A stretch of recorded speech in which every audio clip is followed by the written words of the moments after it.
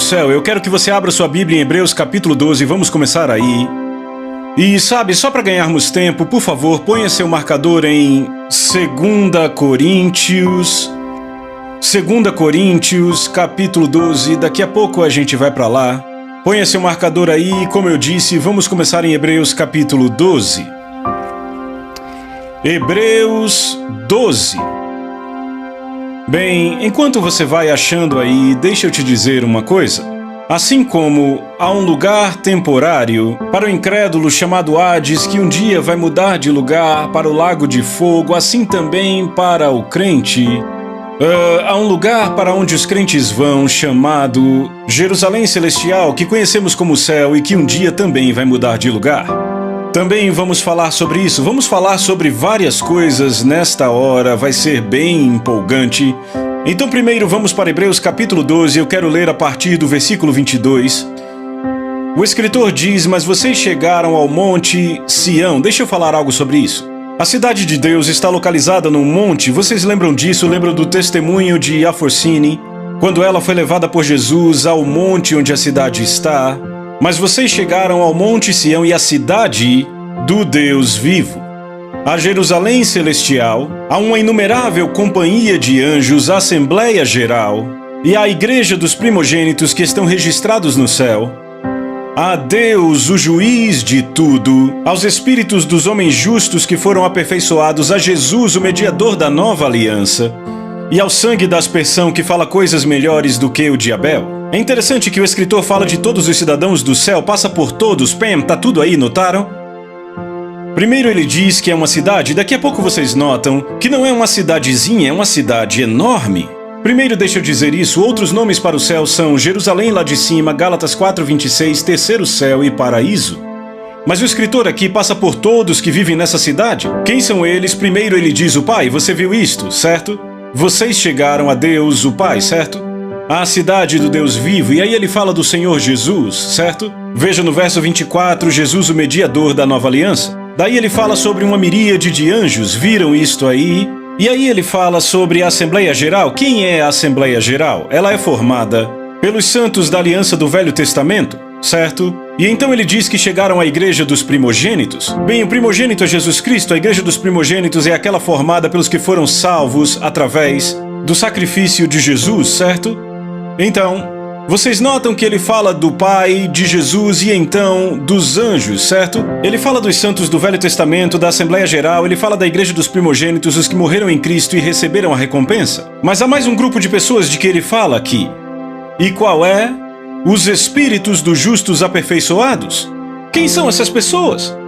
Notem que ele não diz os corpos dos justos aperfeiçoados, ou a alma dos justos aperfeiçoados, mas o espírito dos justos aperfeiçoados.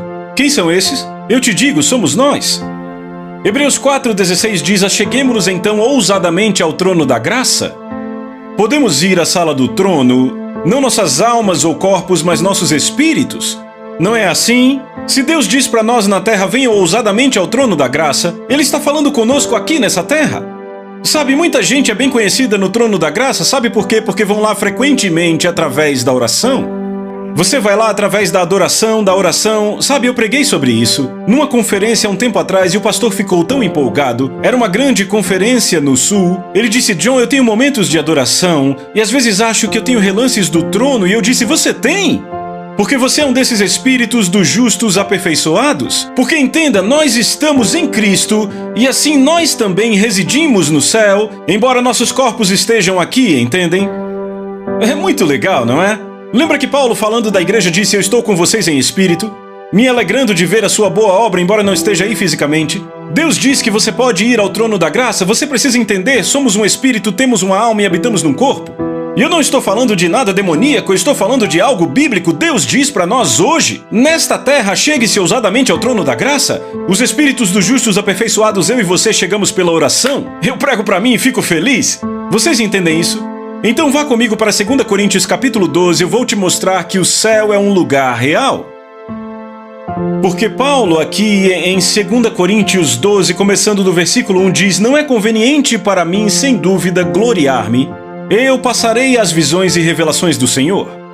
Eu conheço um homem em Cristo que há 14 anos, seja no corpo, eu não sei, ou fora do corpo, eu não sei, Deus o sabe, esse tal foi arrebatado ao terceiro céu.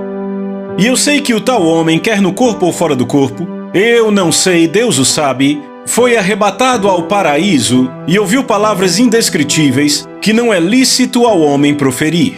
Todos os estudiosos da Bíblia concordam que Paulo está falando dele mesmo aqui. De fato, na Nova Tradução Viva ele diz: eu fui arrebatado ao terceiro céu 14 anos atrás. Então sabemos com certeza que Paulo fala dele mesmo, e ele diz que foi levado ao terceiro céu ou paraíso, que é a cidade de Deus, certo?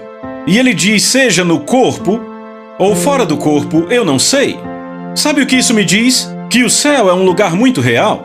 Não é um lugar tomado por nuvens, cheio de espíritos ao redor tocando suas harpas espirituais. É um lugar real. Tem construções, árvores, estradas, e o próprio Paulo esteve lá e não sabia se estava no seu corpo ou se estava fora do seu corpo durante todo o tempo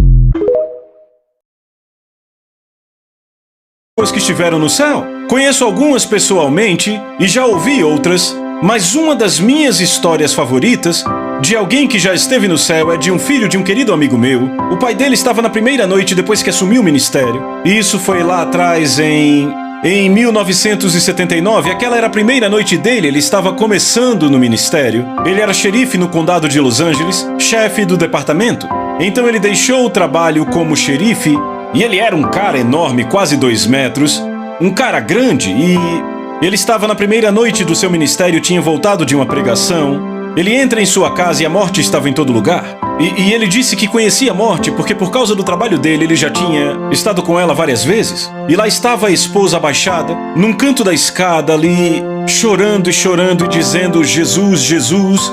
E ele gritou e disse: o que está acontecendo? E ela não conseguia responder, só dizia: Jesus, Jesus. Ele subiu correndo as escadas e quando entrou no banheiro, lá estava seu filho morto.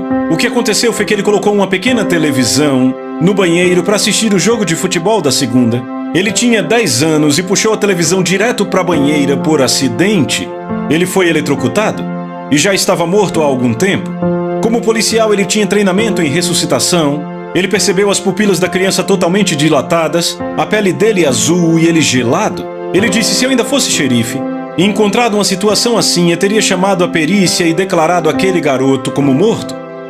Ele disse: mas agora eu era um homem de fé e de oração. E ele disse: eu imediatamente comecei a orar e fazer as técnicas de ressuscitação, boca a boca, massagem cardíaca. Os paramédicos chegaram, continuaram o processo e ele continuou orando. Por 45 minutos, ele continuou orando. Os paramédicos começaram a ficar um pouco impacientes e pensaram: esse cara é um fanático, vamos sentar e esperar ele desistir. E de repente ele disse: pai, minha fé acabou, mas eu sei que há outra fé. Ele disse: eu preciso dessa fé, o dom da fé que está em 1 Coríntios 12.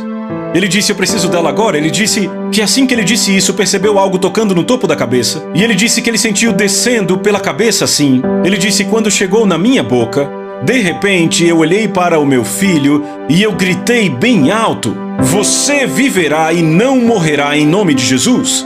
De repente aquela máquina, o monitor, começou pip, pip, pip. Os paramédicos ficaram malucos, descontrolados. Agarraram a criança, desceram as escadas com ele e quando chegaram na ambulância, a pele dele já estava da cor normal. Suas pupilas voltaram ao normal e ele ficou: meu Deus, temos um milagre, o meu filho está vivo. Eles chegaram no hospital, os médicos o chamaram numa sala, ele estava muito empolgado e disseram: veja, o seu filho teve um problema com infiltração de matéria orgânica que começou nos rins. E para usar um termo leigo para que você possa entender, eu diria que seu filho está vegetando. Certo, foi muito tempo sem atividade cerebral e a tendência é que seu filho fique com a idade mental de um garoto de 3 anos e um QI de 0.1. Um QI de 0.1. Se ele viver, será basicamente um vegetal. Então, ele não aceitou aquilo e ele continuou a orar. Então, ele estava certo que tinha tido um milagre maravilhoso e eu te digo, o filho dele ficou em coma por 7 meses. Ok? Nada por 7 meses. Ele continuou a orar, a adorar, a colocar versículos gravados para o filho ouvir. Ele não permitia que ninguém dissesse que seu filho não seria um ser humano normal. E depois de 7 longos meses, e acredite, é um longo testemunho, ele passou por muita coisa. Um belo dia, 7 meses depois, ele estava no quarto, seu filho acordou. Ele olhou para o filho, perguntou o número do telefone e ele disse. Começou a fazer perguntas, qual o meu nome, qual o seu nome, e o filho ia respondendo. E a história completa é maravilhosa. Ele se formou na escola, era o presidente do Grêmio, foi para a universidade, se formou com uma das melhores notas e agora é graduado de uma escola bíblica e acredita que tem um chamado de evangelista, certo? Então, agora que a história fica boa. 3 dias depois que ele voltou do coma, o seu pai notou que havia um brilho no seu rosto. Ele olhou para o filho e disse, o que está acontecendo? Ele disse, pai, eu estive com Jesus. Ele disse, quando a TV caiu na banheira, eu não senti nada. Ele disse, um anjo enorme, agarrou meu braço direito e me puxou para fora do meu corpo. Ele disse, então começamos a acelerar rapidamente, chegamos na velocidade da luz e a coisa mais impressionante era como umas coisas se desprendendo quando entramos na velocidade da luz. E ele disse, de repente começamos a desacelerar e pousamos numa rua. Ele disse, a rua não era dourada. Ele disse, ela era de puro ouro. Ele disse, não era uma rua dourada, pai, não era uma rua dourada, era de ouro puro. E ele disse, eu fiquei olhando e vi a cidade mais maravilhosa que já vi. Ele disse, tinha árvores e flores e havia cores como eu nunca tinha visto, cores vibrantes como eu nunca tinha visto. Era algo como se as cores ali fossem diferentes, com um tom totalmente diferente. Ele disse, eu vi cores que nunca tinha visto na terra. E ele disse, quando eu pousei nesta rua, eu fui cercado por um grupo de pessoas. Ele disse, pai, sabe quem eram? Todos os nossos parentes e amigos que morreram. E ele começou a dar o nome, ouçam, de pessoas que ele não conheceu. E ele disse, pai, eu vi fulano de tal. Quem é esse? E o pai dele ficou, esse é o seu tio, avô? Ele começou a dar o nome de pessoas que ele nunca tinha visto na vida. E os seus pais conheciam. Os pais dele começaram a ficar impressionados. Ficavam, conte mais, conte mais. E ele disse, eu vi a Ofélia. A Ofélia era uma mulher que a mãe dele havia levado ao Senhor. Ela era vizinha deles, acho que morava 2 casas depois. E 1 mês e meio antes do ocorrido, ela havia morrido. Ela também estava naquele grupo. E aí ele disse, pai... Ele mal se continha, falou, pai, estava todo aquele burburinho, de repente o grupo se abriu. E ele disse, lá estava Jesus. E aí Jesus veio na minha direção, ele disse, pai, eu não tinha um corpo de 10 anos quando eu estava no céu. Eu tinha um corpo de um homem de 30 anos, eu tinha um corpo maduro, ele disse. Ele disse, Jesus andou até mim e me deu as boas-vindas. E Jesus perguntou, você gostaria de ver a cidade? Ele disse, sim, eu amaria ver a cidade. Ele disse, Jesus começou a me levar. E ele disse, espere, eu anotei isso aqui. Ele disse, havia flores, havia rochas. Ele disse, havia grama. Era como se tudo estivesse mais vivo. E ele disse, por exemplo, se eu pisasse na grama, era como se a grama abrisse e depois voltasse para o lugar onde estava. Como se eu deixasse uma pegada e depois tudo voltasse como estava. Ele viu as mansões da sua mãe, do seu pai e dos seus irmãos. O próprio Jesus mostrou as mansões deles, ok? E ele disse eram maravilhosas, eram casas muito, muito bonitas. E ele disse que Jesus o levou pela cidade, era uma cidade enorme. Ele disse era enorme, às vezes a gente flutuava. Ele disse às vezes eu era transportado e outras eu andava. Sabe, podíamos fazer tudo, você podia desaparecer de um lugar e aparecer no outro, flutuar. Certo, você não lembra quando Jesus subiu, ele flutuou? Lembra, Jesus não desapareceu e apareceu em outro lugar? Ele disse, então Jesus me levou a um lugar e disse, eu tenho que te enviar de volta. E ele disse, não, eu não quero voltar. E então o Senhor o levou a um lugar onde abriu um véu e disse, aquele é seu pai, orando para você voltar. E ele disse, seu pai tem autoridade.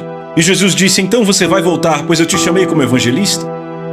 E aí quando ele voltou, olhou para o pai e disse, se isso acontecer de novo, não me chame de volta. Sabe, isso é divertido, mas eu descobri que a maioria das pessoas que experimentou o céu não queria voltar. Porque ouço o que Paulo diz em Filipenses 1:23 na versão ampliada. Ele diz, meu intenso desejo é partir, ser livre deste mundo, seguir adiante e estar com Cristo. Isto é muito, muito melhor. Note, ele não diz que é melhor. Ele não diz que é muito melhor, ele diz que é muito, muito melhor. Por que Paulo diz isso? Porque ele esteve no céu. Ele viu o céu. Por isso que Paulo pôde dizer é muito, muito melhor do que estar aqui. Estão comigo? Agora, como já mencionamos, nós somos um espírito, temos uma alma e habitamos num corpo. E como eu já disse em horas anteriores, quando nascemos de novo, o que acontece? O nosso espírito se torna uma nova criação, certo? Somos um indivíduo completamente novo, nascidos de novo, naquela hora, naquele momento, a imagem de Cristo. Nosso espírito é perfeito. Somos exatamente como ele é aqui na terra, certo? Certo, 1 João 4,17, porque assim como ele é, assim somos nós aqui neste mundo, correto? A Bíblia diz que quando ele vier, nós o veremos e o conheceremos porque seremos como ele é. Nossos espíritos são feitos à imagem de Cristo assim que nascemos de novo. Mas uma vez que nascemos de novo, aí é que começa o processo de salvação da alma. Repitam, alma. O que é a sua alma? Sua alma é sua o quê? Sua mente, sua vontade, suas emoções, podemos dizer seu intelecto, sua vontade e suas emoções. Certo? Então, uma vez que você nasce de novo, aí começa o processo de salvação da sua alma. Veja aí em Tiago 1,19. Sabeis estas coisas, meus amados irmãos, ele está falando com quem? Com crentes. Todo homem seja pronto para ouvir, tardio para falar, tardio para se irar, porque a ira do homem não produz a justiça de Deus. Portanto, eu vou ler das minhas anotações. A alma é a única parte do homem que nos ajuda a determinar o nível da nossa salvação. Se cooperamos ouvindo e agindo, acelerando o processo. Por outro lado, se não cooperamos, com falta de obediência e ação na palavra, nós retardamos. A transformação da nossa alma ou a salvação da nossa alma é crucial para terminarmos bem como crentes. A última parte a ser salva serão nossos corpos. Eu quero que vocês abram, por favor, em 2 Coríntios capítulo 5. 2 Coríntios capítulo 5. E eu quero falar sobre a salvação dos nossos corpos. Veja, no momento em que você nasce de novo, então, a sua alma está num processo de transformação ou salvação, certo? Daí então virá a salvação do corpo. Repitam, corpo. Certo? 2 Coríntios, capítulo 5. Ele diz, pois nós sabemos que quando esta tenda terrena... Eu estou lendo aqui da Nova Tradução Viva, 2 Coríntios 5, versículo 1. Pois sabemos que quando esta tenda terrena, se referindo ao nosso corpo, na qual vivemos for derrubada, quando morrermos e deixarmos esses corpos, teremos um lar no céu. Um corpo eterno, feito para nós pelo próprio Deus e não por mãos humanas. Nos desgastamos em nossos corpos de agora e aguardamos pelo dia em que colocaremos nossos corpos celestiais como roupa nova. Glória a Deus! Porque nós não seremos espíritos sem corpos. Repita comigo, não seremos espíritos sem corpos.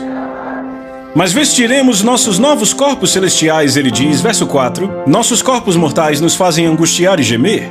Mas não é definitivamente o caso de querermos morrer e não termos os corpos. Queremos passar aos nossos novos corpos, de forma que esses corpos mortais serão engolidos pela vida eterna.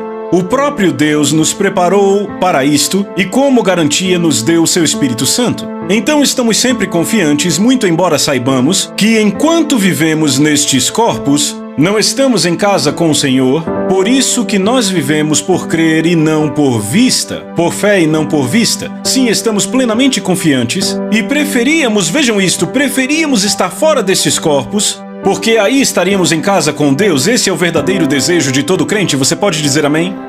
Agora, em 1 Coríntios 15, versículo 53, na NVI, Paulo diz o seguinte: pois este corpo corruptível deve se revestir da incorruptibilidade e o corpo mortal da imortalidade. Os nossos corpos serão, agora ouça com atenção, nossos corpos não serão diferentes do de Jesus, pois a Bíblia diz, o seremos também na semelhança da sua ressurreição. Romanos capítulo 6, verso 5. O seremos também na semelhança da sua ressurreição. Certo? Ele também fala em 1 João 3,2, que eu já citei antes. Amados, agora somos filhos de Deus e ainda não se manifestou o que haveremos de ser. Sabemos que quando Ele se manifestar, seremos semelhantes a Ele. O corpo que teremos será igual ao corpo dele. Lembre que Ele é o primogênito de entre os mortos.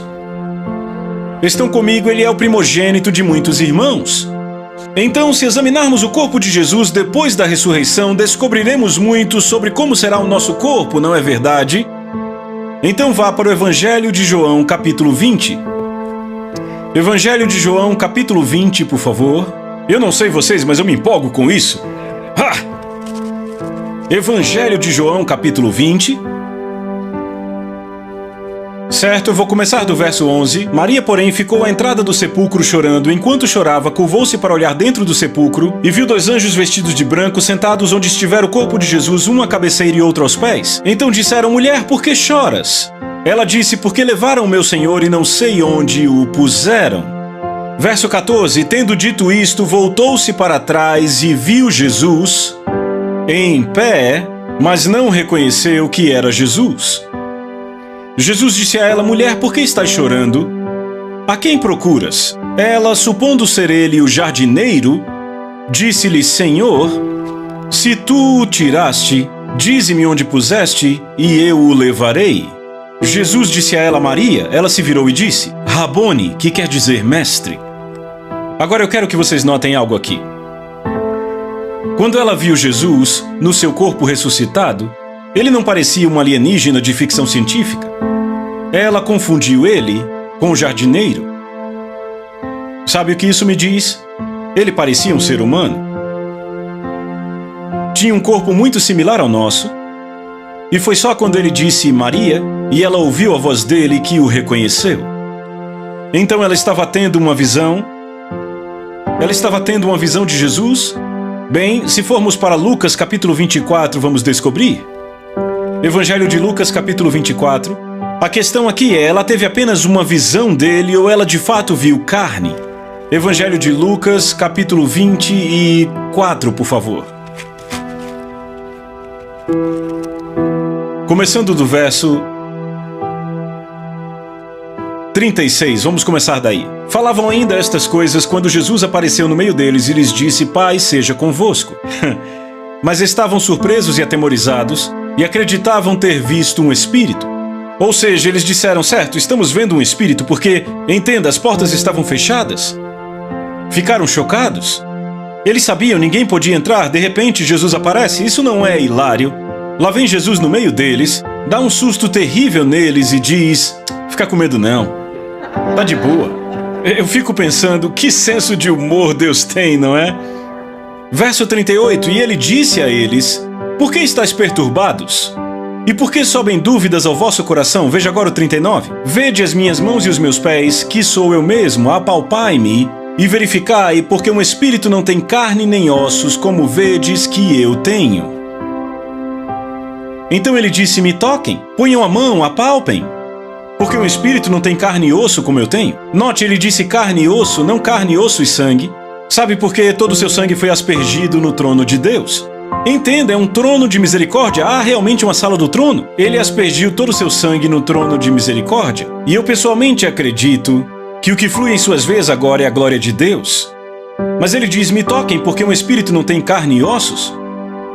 Então vejam, Jesus tinha carne e ossos, por isso eu sei que nós também teremos carne e ossos, ok? Porque a Bíblia diz que seremos a semelhança da sua ressurreição. Agora, Jesus podia comer comida? Bem, todos sabemos a resposta, você deve saber. Veja do verso 41 ao 43. Mas enquanto ainda não acreditavam por causa da alegria e se maravilharam, ele lhes perguntou: vocês têm alguma comida aqui? Então lhe deram um pedaço de peixe assado e um favo de mel, e ele pegou e comeu na presença deles, certo? No meio deles. Então ele comeu. Há outros 2 lugares em que ele comeu. Um no caminho de Emaús, quando viu os discípulos, foi à casa deles e comeu. E o outro quando preparou o café da manhã para eles com peixe assado à beira do mar. Então nós vamos poder comer assim como Jesus podia comer. Estão comigo?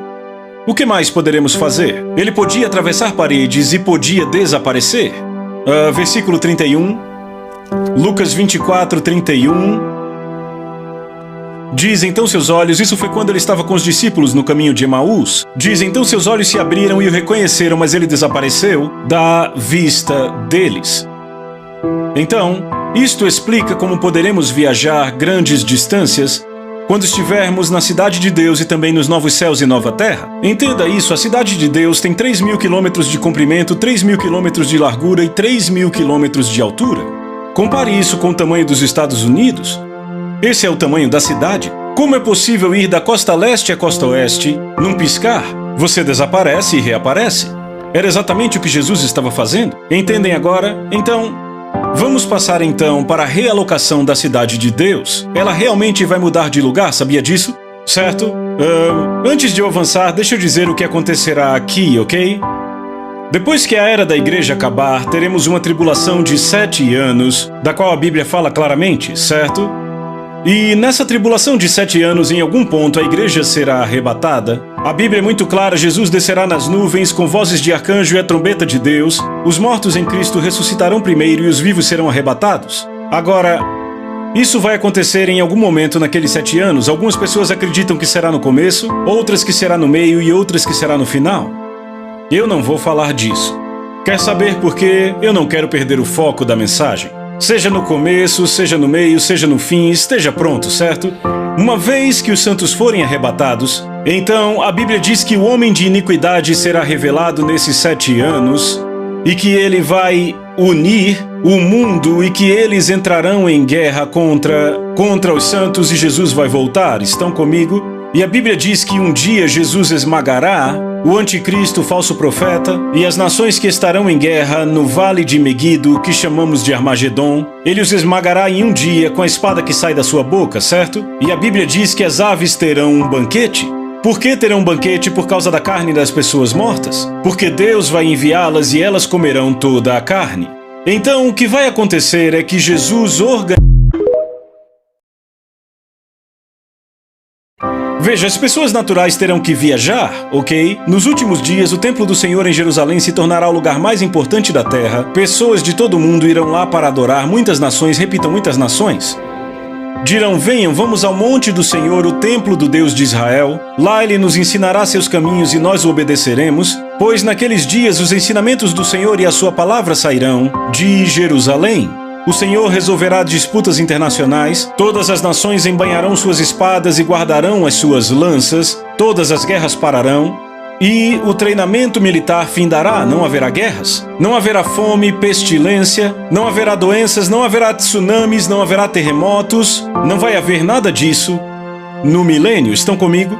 Isso é maravilhoso. Todos, verso 4, todos viverão calmamente em suas próprias casas, em paz e prosperidade, pois não haverá nada a temer, o Senhor Todo-Poderoso nos prometeu. Embora as nações ao nosso redor adorem ídolos, seguiremos o Senhor nosso Deus para todo sempre. Aí ele volta ao tempo dele, entende? Ele troca, volta ao contexto dele.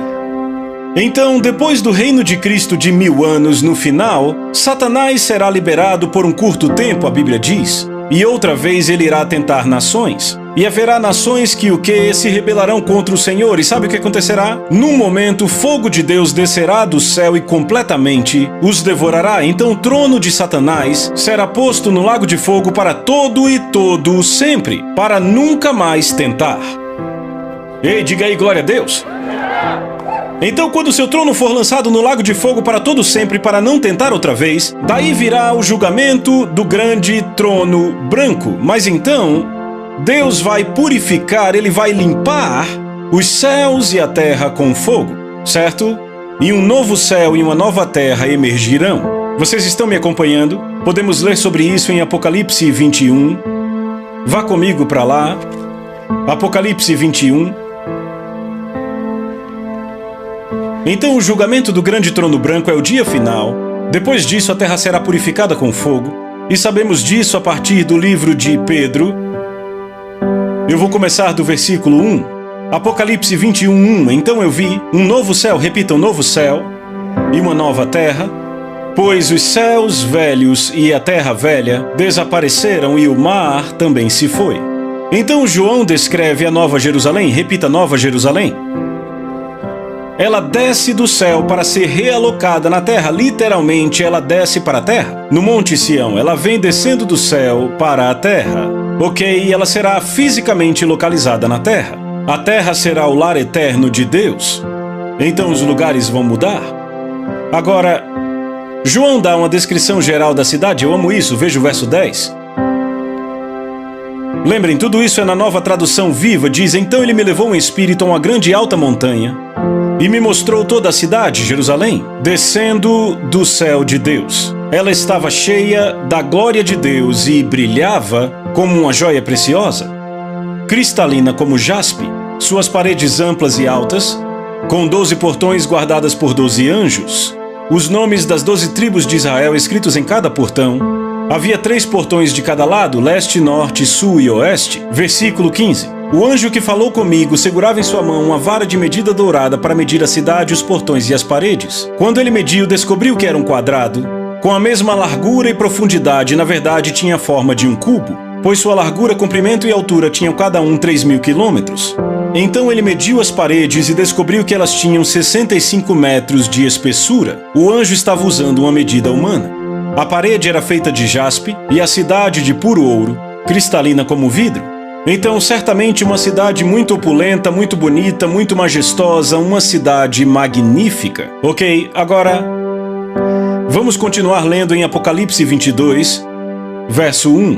E o anjo me mostrou um rio puro, com a água da vida, claro como cristal, fluindo do trono de Deus e do Cordeiro, tendo seu curso pelo meio da rua principal, isso é dentro da cidade, vem. E de cada lado do rio crescia uma árvore da vida, levando 12 colheitas de fruto. Com uma colheita fresca a cada mês, as folhas eram usadas como remédio para curar as nações. Repitam, curar as nações. Nada mais será amaldiçoado, pois o trono de Deus e do Cordeiro estarão lá, e os servos o adorarão, e verão a sua face, e seu nome estará escrito em suas testas, e não haverá noite lá, nem necessidade de lâmpada ou sol, pois o Senhor Deus brilhará sobre eles e reinarão para todo o sempre. Vocês notaram que ele diz verão sua face? O que foi negado a Moisés, nós vamos ver. Estão comigo os que vencerem verão sua face? Agora notem que há algo muito interessante aqui. Ele fala sobre a cura das nações. Notaram? Vejam o versículo 2, bem no fim, as folhas eram usadas como remédio para curar as nações. Viram isso? Quem serão essas nações?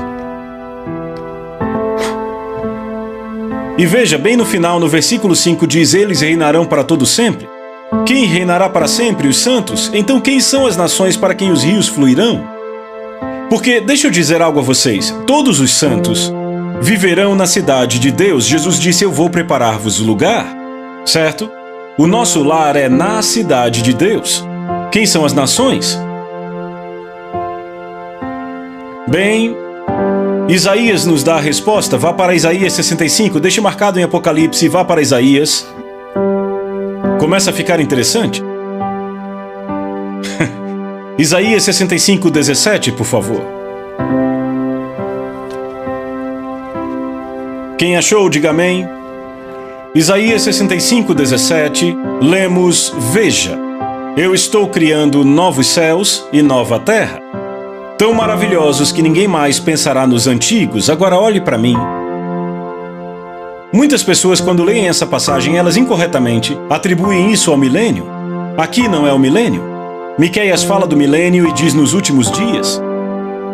O último dia é o julgamento do grande trono branco. Isaías está falando sobre o quê? Dos novos céus e terra. Agora estamos claramente no tempo, nos novos céus e nova terra, quando Jerusalém, a cidade de Deus, já desceu. Veem isso? Vejam, estou criando novos céus e nova terra tão maravilhosos que ninguém se lembrará dos antigos. Alegrem-se para sempre na minha criação e vejam, eu criarei Jerusalém como lugar de felicidade. Seu povo será uma fonte de alegria. Levarei alegria em Jerusalém, deleitarei meu povo, e o som de choro e lamento não será mais ouvido.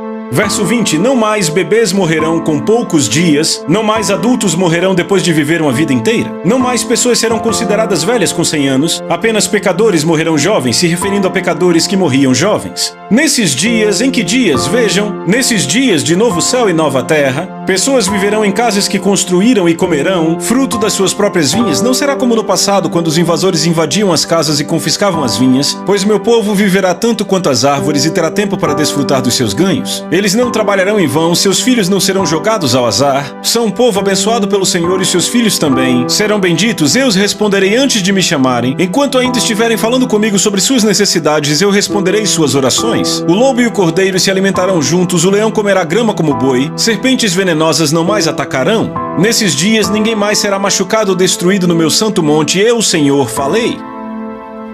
Está falando de novos céus e terra? Mas espera aí, ele está falando de pessoas construindo casas, plantando vinhas e comendo do fruto das vinhas? Esses são os santos? Não! Porque nossas casas já foram preparadas por Jesus. Mansões na cidade. Quem são essas pessoas?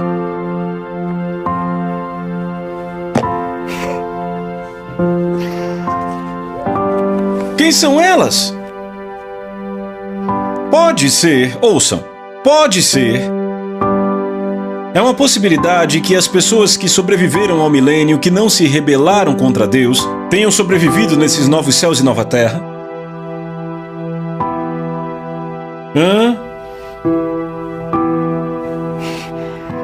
Veja, a gente sabe porque ele fala de bebês e tudo mais, e sabemos que não são dos santos porque o que Jesus fala dos santos? Pois na ressurreição eles nem casam nem se dão em casamento e são como os anjos de Deus. Mas ele está falando de bebês aqui. Está falando de pessoas, bebês, reprodução. Ok, uma possibilidade, ela pode ser questionada, eu digo claramente pode ser questionada, é que a humanidade pode passar por um período de 1000 anos e no final do milênio, ela pode receber uma oportunidade eterna se não tiver se rebelado e ido com Satanás. Salmo 45:17 diz assim: as nações, veja, as nações te adorarão para todo sempre. Uma forma de entender essa possibilidade é ver estas pessoas como Adão e Eva antes da queda. Adão não foi criado para a morte, mas quantos sabem, para viver para sempre? Certo? Então, somente os redimidos de Cristo com corpos glorificados habitarão na Nova Jerusalém. Entretanto, parece, de acordo com a Bíblia, que aqueles que terão corpos naturais poderão transitar, comer do fruto e adorar ao Senhor. Isso pode ser visto nos escritos de João. Vamos voltar para Apocalipse 21. Volte para Apocalipse 21 e isso parece tão... Para o capítulo 14 de Romanos, vamos falar do tribunal de Cristo. Como podem ver, neste curso eu cito muitas passagens, vocês notaram? Isso porque eu acho muito importante que encontremos tudo na palavra de Deus. Você concorda? Eu não quero dizer algo que não tenha base na palavra de Deus. É assim que eu vivo. Eu quero ver aqui. Quero ver na palavra, revelado pelo Espírito, para que eu possa estabelecer a doutrina pela qual vivemos. Amém? Quantos sabem que a doutrina é importante? Paulo disse: sigam meu estilo de vida e a doutrina. Notem que ele falou para seguirem a doutrina. Então, o certo é ter uma doutrina em linha com a palavra. Não deixe o doutor fulano de tal dizer que é do jeito que ele pensa. Que o doutor fulano diga que é do jeito dele. Romanos capítulo 14 é onde começamos. Eu quero ler o versículo 9. Lemos: para este fim Cristo morreu, ressuscitou e viveu outra vez, para ser Senhor tanto de mortos quanto de vivos. Tu, porém, por que julgas teu irmão? Repitam, irmão. Então estamos falando sobre crentes aqui, não sobre ímpios. Ou por que tu desprezas o teu irmão? Pois todos compareceremos diante do tribunal de Cristo. Pois está escrito: como eu vivo, diz o Senhor, todo joelho se dobrará a mim e toda língua confessará a Deus. Verso 12. Então cada um de nós, irmãos, prestará conta de si mesmo a Deus diante do tribunal de Cristo. Veja, ele está falando claramente de cristãos. Vemos isso outra vez aqui em 2 Coríntios capítulo 5.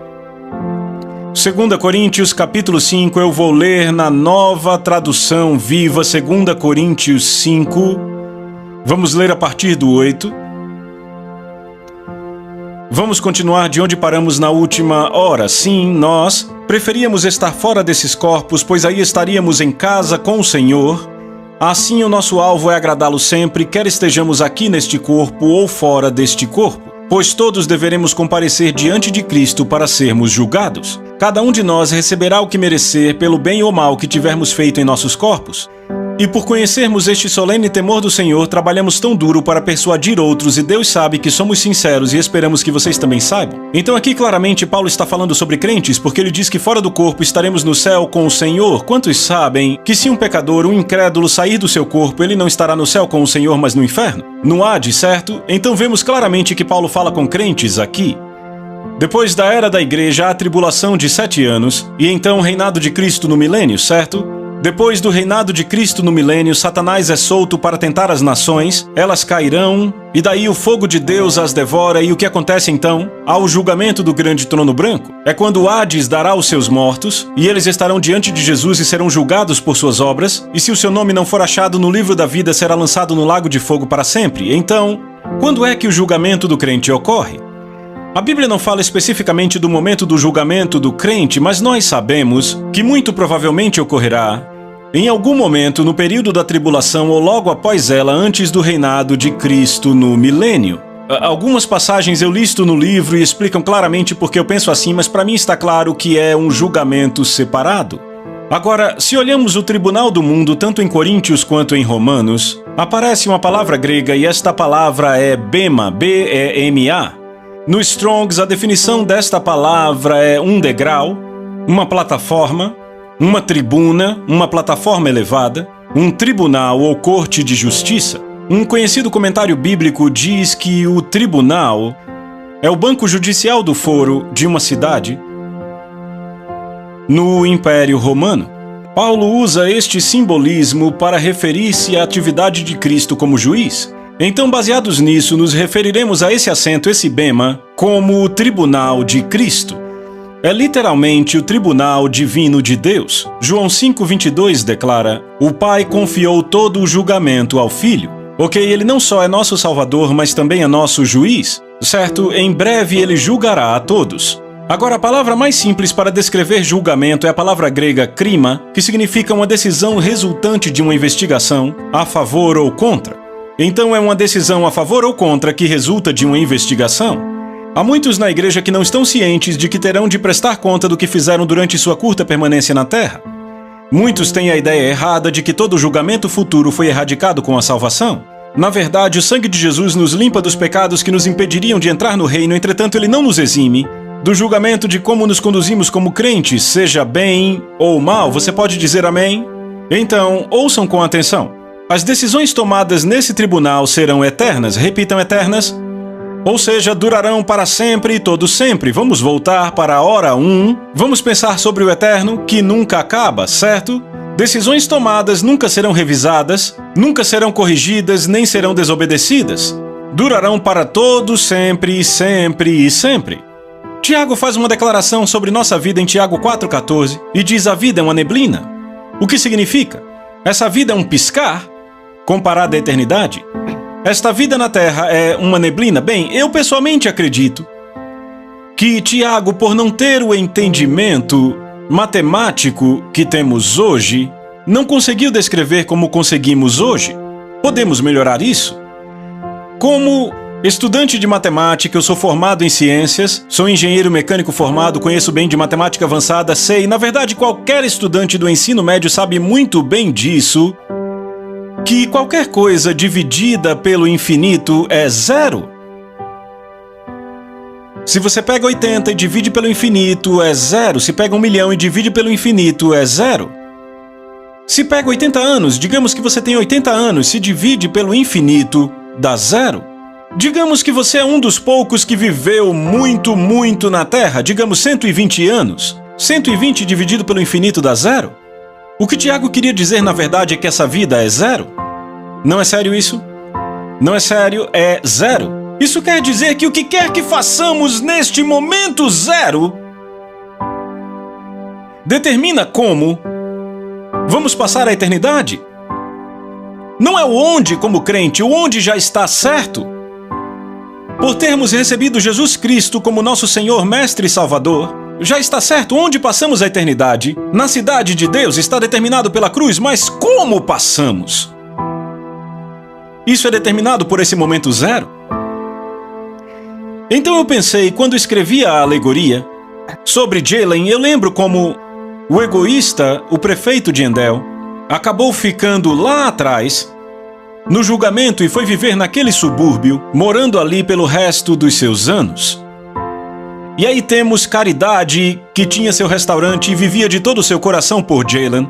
Acabou como uma das governadoras de Jalen. Tinha autoridade sobre um continente. E eu pensei, uau, pelos próximos 120 anos, egoísta, que era prefeito, poderia ter uma grande posição de liderança na cidade de Afabel, por viver egoisticamente como crente. Em Endel, perdeu a oportunidade de reinar pelos próximos 120 anos. Naqueles 5 anos ele estragou tudo. E como ele lamentou. Ele poderia ter se tornado governador ao lado de Jalen, vivendo em sua vizinhança, mas agora vivia nos subúrbios da cidade, longe de tudo.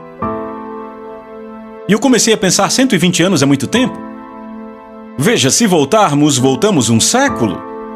Imagine isso, tudo porque em 5 anos você viveu com egoísmo. E eu pensei, isso não é nada comparado ao que estamos falando? Nada. Imagine se eu te disser agora, bem, a forma como você viver nas próximas 24 horas, por um dia, 24 horas, determinará como você vai viver pelos próximos 1000 anos. Ok? As pessoas com quem você convive, o trabalho que você faz, as tarefas que tem, a casa que você tem, como vive na comunidade, tudo isso determinará os próximos 1000 anos. Ainda assim, isso não é nada comparado ao que falamos, porque um dia, dividido por 365 mil dias, que são 1000 anos, é um número finito. É um número finito. Veja, pense nisso. Estamos falando aqui de voltar antes dos Estados Unidos serem um país, antes do descobrimento da América, antes das cruzadas. Tudo isso, sua vida em 24 horas determinaria como você viveria pelos próximos 1000 anos.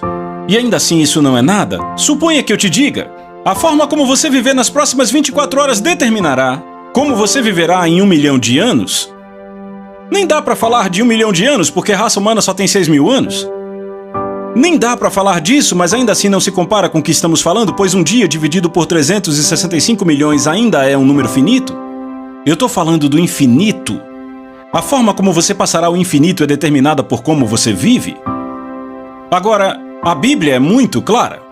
As recompensas que serão dadas no trono do julgamento, todas se relacionam com o céu. Tudo o que você fez é separado e guardado para esse dia. Tudo estará ligado a reinar com Cristo para... Certo. Vá comigo para 1 Coríntios, capítulo 9. É por isso que Paulo escreve para nós, crentes, e você vai entender por que ele trata com tanta paixão. 1 Coríntios, capítulo 9, verso 24.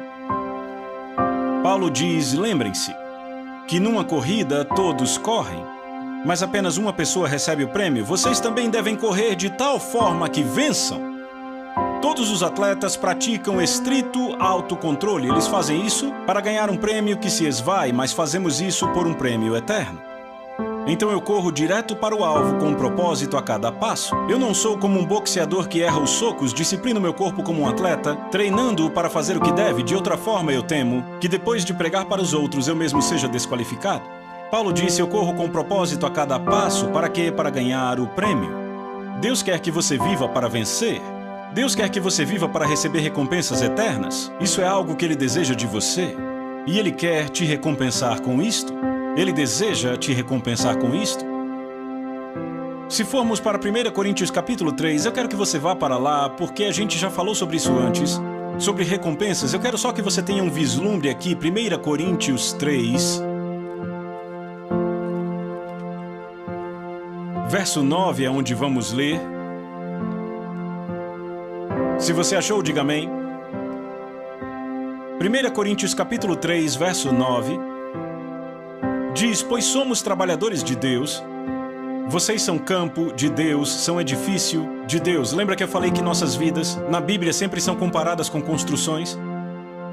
Pela sabedoria, uma casa é construída, falando não sobre casas literais, mas sobre vidas. Versículo 10, de acordo com a graça de Deus que me foi dada, como sábio construtor, ou seja, ele está dizendo, ei, eu sou um apóstolo, um construtor. Mas entendam, todos somos construtores. Porque fomos todos chamados a influenciar vidas de pessoas. Digam isso comigo, olhem para mim, diga, eu fui chamado para influenciar vidas de pessoas. Deus te deu graça para fazer isso? Você não precisa estar no ministério quíntuplo para influenciar vidas? E você descobre isso, sabe? Muita gente tem essa mentalidade de que só pregadores de milhares, de milhões estarão na linha de frente. Isso não é verdade. Eu vou mostrar isso para vocês em breve, vocês ficarão tão empolgados que vão gritar. É sério, vocês ficaram muito empolgados? Então veja o que ele diz, somos trabalhadores de Deus, vocês são campo e edifício de Deus, então de acordo com a graça que me foi dada como sábio construtor, eu pus o alicerce e outro constrói sobre ele, mas que cada um cuide de como constrói. Pois nenhum outro alicerce pode ser lançado além do que já foi lançado, que é Cristo Jesus. Então se alguém constrói como com sabedoria uma casa construída, se alguém constrói sobre esse alicerce com ouro, prata, pedras preciosas, madeira, feno ou palha, a obra de cada um irá se tornar clara para o dia. Repitam, o dia. O último dia, o dia do julgamento, será declarada por quê? Porque será revelada por fogo. O que é o fogo? O fogo é a glória de Deus. E o fogo provará a obra de cada um de que tipo é. Se a obra que alguém construiu permanecer, receberá recompensa. Se a obra de alguém é queimada, sofrerá perda. Mas ele mesmo será salvo, ainda que pelo fogo. Então isso nos diz que nós determinamos como isso age em nossa vida, certo? Cada momento, a cada dia, temos que escolher entre duas escolhas principais. Ou vamos gravitar para a carne, madeira, feno e palha, ou vamos gravitar para o espírito, o eterno, que é ouro, prata, pedras preciosas, entendem? Então, a forma como construímos determina o que acontecerá no fogo da sua presença quando a prova vier. Não só nossas obras serão examinadas, mas... Diga, nossas obras serão examinadas. Certo? E eu quero mostrar algo a vocês para terem certeza que as obras serão examinadas. Apocalipse capítulo 22, verso 12. Jesus diz assim: Eis que estou vindo rapidamente, e minha recompensa está comigo, para dar a cada um segundo a sua obra. Repitam, sua obra. Também nossas palavras, cada palavra será julgada. Vá para Mateus capítulo 12. Mateus capítulo 12.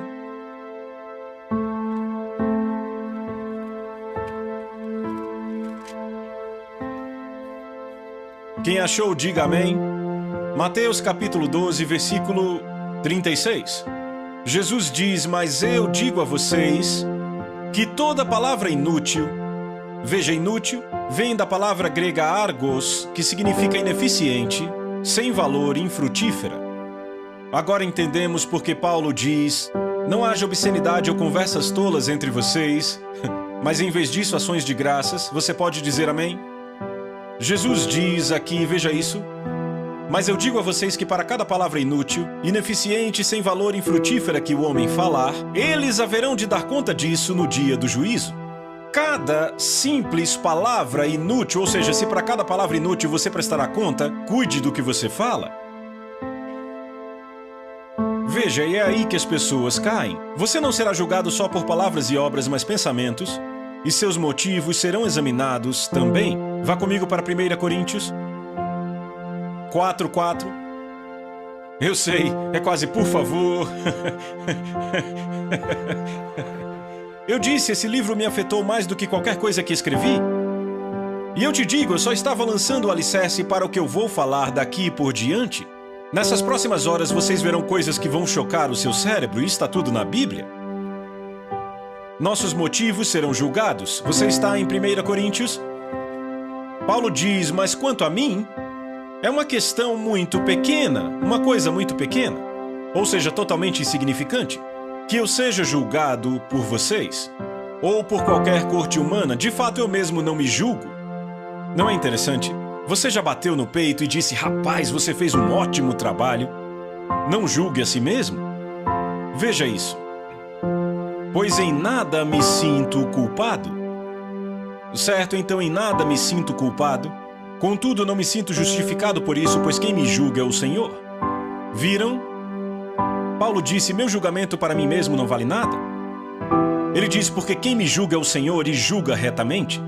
Verso 5: Portanto, nada julgueis antes do tempo, até que o Senhor venha, o qual também trará à luz as coisas ocultas das trevas e manifestará os desígnios dos corações. Deus julgará os desígnios do coração. A palavra de Deus julga as intenções, os pensamentos e os motivos do coração. Eu quero compartilhar algo. No último verão, eu estava pregando para 4.000 pessoas. Era uma conferência estadual. E eu cheguei ao final da mensagem e eu disse: curvem as cabeças. E então, de repente, 150 pessoas se levantaram e caminharam para a porta. E eu fiquei meio chocado por um momento. Eu olhei e fiquei pensando: eu tô vendo isso mesmo? E aí eu fiz: ei! Assim mesmo, ei! Vocês! E eles andando e eu: ei, vocês que estão andando, o que estão fazendo? Eu repreendi eles totalmente em amor. Não, tô brincando. Eu repreendi mesmo. Ok? uma semana depois, recebi uma carta do ministério. Estavam muito tristes pela forma como eu os repreendi. Disseram que provavelmente alguns iam ao banheiro. Alguns... Não, é sério. É sério.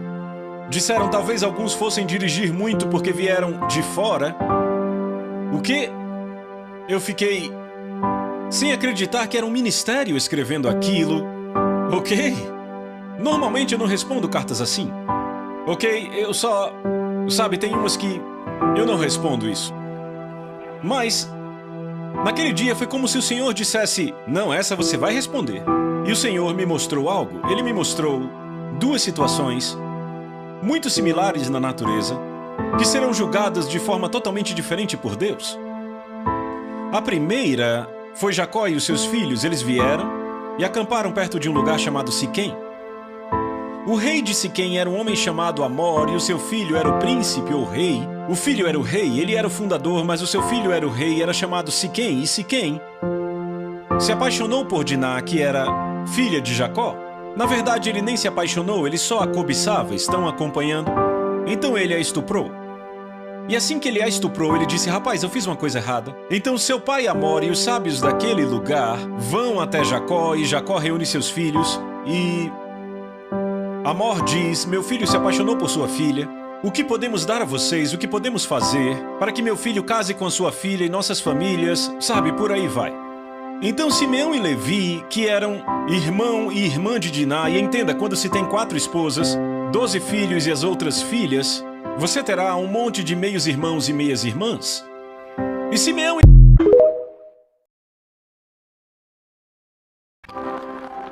Deus vai julgar os motivos do nosso coração, julgará as intenções. Por isso a palavra de Deus é viva e eficaz, mais cortante que qualquer espada de 2 gumes, e penetra ao ponto de dividir alma e espírito, juntas e medulas, e é apta para discernir os pensamentos e propósitos do coração. E só a palavra pode julgar os motivos. Nem você conhece seus motivos, só a palavra. Por isso que é tão importante fazermos o que Jesus disse, cuidarmos de como ouvimos.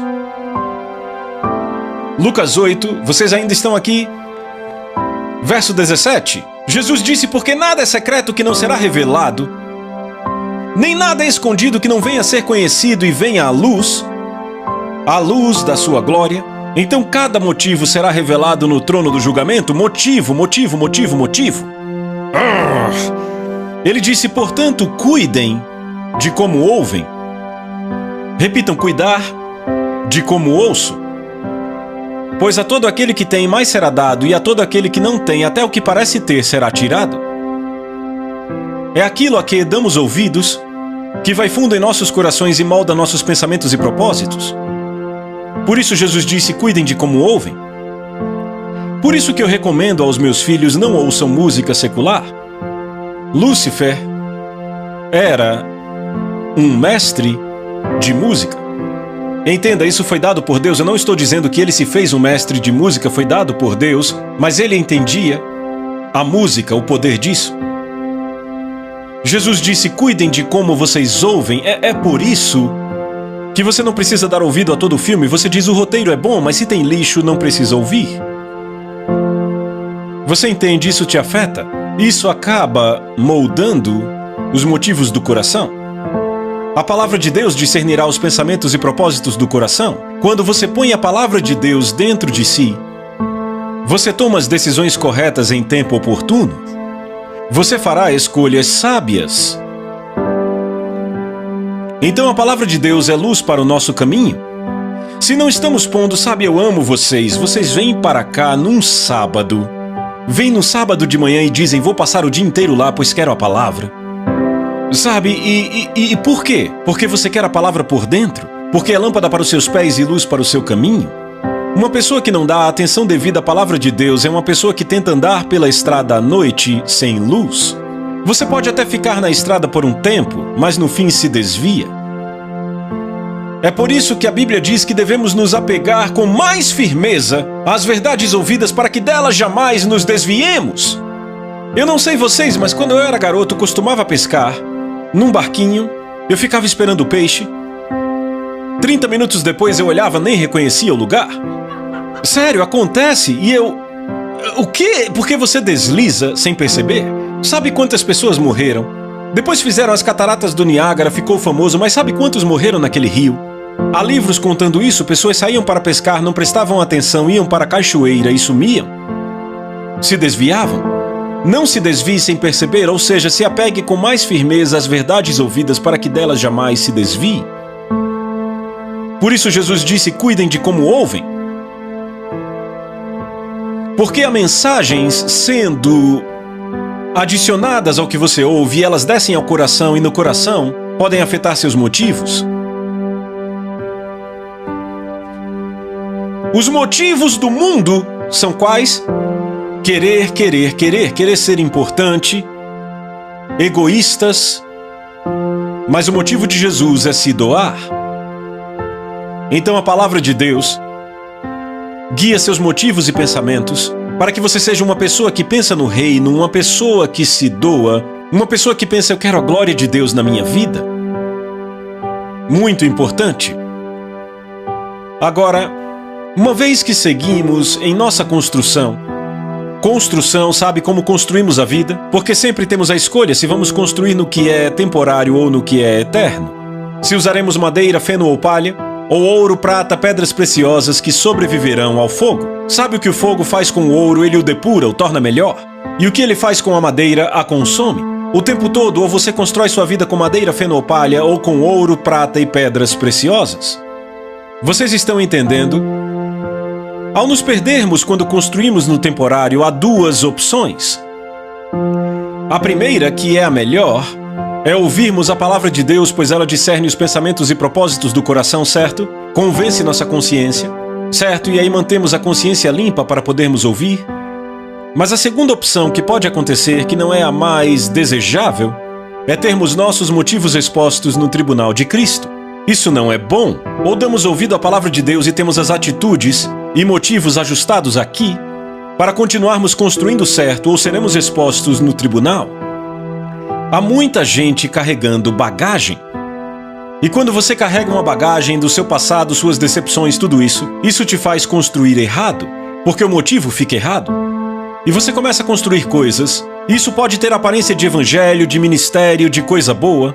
E de repente, você não percebe que o motivo da sua construção está errado e será exposto no dia do julgamento.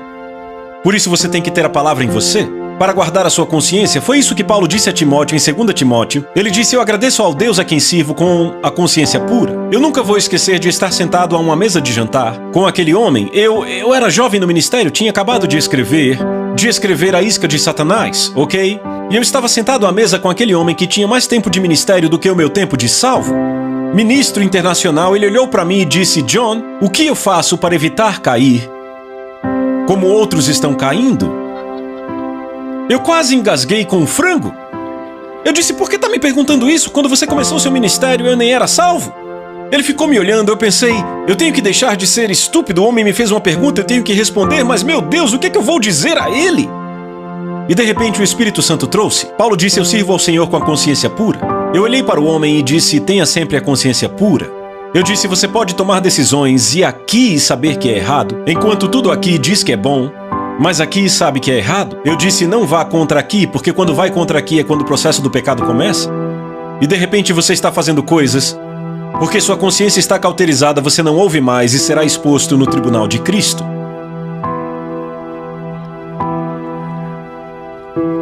Deixa eu ler algo aqui. O julgamento das nossas vidas, eu estou lendo o livro, não deixará nada oculto, tudo se tornará visível e claro. Por isso Paulo se refere ao tribunal de Cristo como o solene temor do Senhor.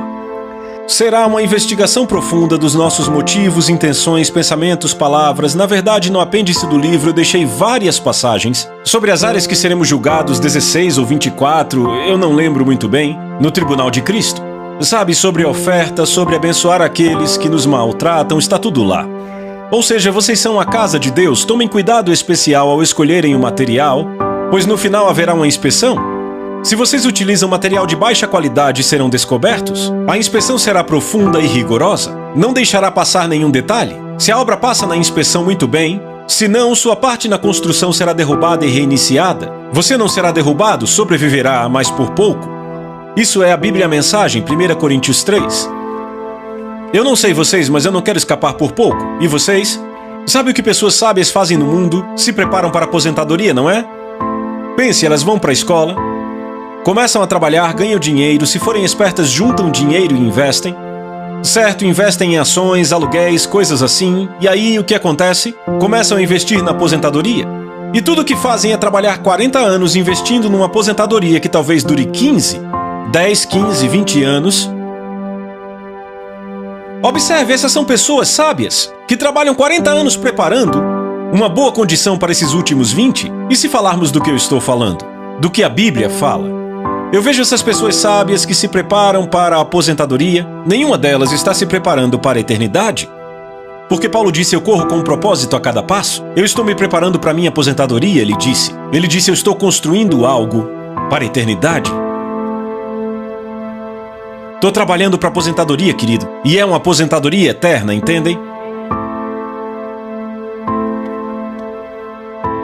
Sabe, aconselhamos pessoas a investirem na aposentadoria. Isso é lícito, isso é muito bom, está tudo certo com isso. Mas se usarem a energia que gastam se preparando para a aposentadoria, da mesma forma se preparando para a eternidade, que diferença! Ei, que diferença! 2 Pedro capítulo 1, e concluiremos com esse. Pedro declara aqui, no verso 10, então, irmãos, sejam ainda mais diligentes para assegurar o chamado e eleição de vocês. Foi o mesmo que Paulo disse, correr com propósito a cada passo? Sejam diligentes para o quê? Assegurar o seu chamado e eleição, falaremos disso na próxima hora. Pois se fizerem estas coisas, jamais tropeçarão, pois será amplamente suprida a sua entrada no reino eterno do nosso Senhor e Salvador Jesus.